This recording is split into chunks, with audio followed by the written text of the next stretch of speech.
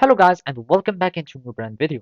In this tutorial, I'm going to show you how to put or add margins to your Microsoft Office Word documents. So make sure to watch the video to the end and follow these simple steps. So first, you will be needing just to simply open your Word and you can either use it from your browser or you can simply go to your app. So in my case, I'm just going to go my app and from here, I'm just going to use these documents. So let's just make our ribbon to stick here to always be showing so it doesn't collapse. And after that, we will be needing to simply go to the layout. So from here, as you can see, there is already a margin option.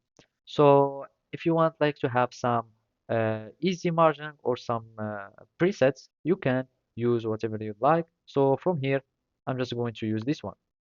So let's just add some text so it can be more visible.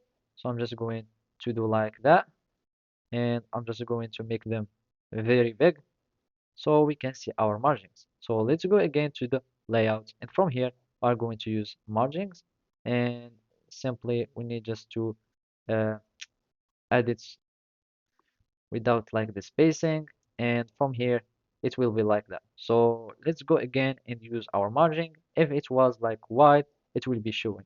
If you want some custom margin, you will be able to go to custom margin, and from here you can control all your margin. So we are going to click on OK. As you can see, now it has been added.